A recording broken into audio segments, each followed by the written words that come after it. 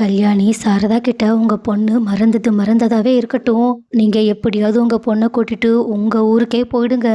அதே மாதிரி போகும்போது என் பேத்தியை மட்டும் என்கிட்ட கொடுத்துட்டு போயிடுங்கன்னு சொல்லிட்டு கதறி கதறி அழுதுகிட்டு இருக்காங்க. ஆனா இப்படி ஒரு வார்த்தையை கல்யாணி பாட்டி சொன்னதை கேட்டுட்டு சாரதாவும் கங்காவும் பேரதிர்ச்சியில உறைஞ்சு போய் நின்றுக்கிட்டு இருக்காங்க. ஆனா அடுத்து என்ன நடந்துச்சுன்னு தெரியல. கல்யாணி பாட்டி சொன்னதுக்கு சாரதா எப்படிதான் சமாளிச்சாங்கன்னு தெரியல. அடுத்த தடவை வீட்டுக்கு விஜய் வரும்போது பார்த்தா வீட்டில் காவேரியோட குடும்பத்தில் இருக்கவங்க யாருமே இல்லை. இதை பார்த்துட்டு வீட்டுக்கு வந்த விஜயும் காவேரி காவேரி என் காவேரி எங்கன்னு கேட்க ஆரம்பிக்க, பாட்டியும் காவேரி அனுப்பி வச்ச விஷயத்த எப்படி சொல்கிறதுன்னு தெரியலையேன்னு சொல்லிட்டு அழுதுகிட்டே இருக்காங்க. ஆனால் அந்த சமயமாக பார்த்து அன்போ கொஞ்சம் கூட வாய் கூசாம உன் காவேரி இறந்து போயிட்டாப்பான்னு சொல்கிறாங்க.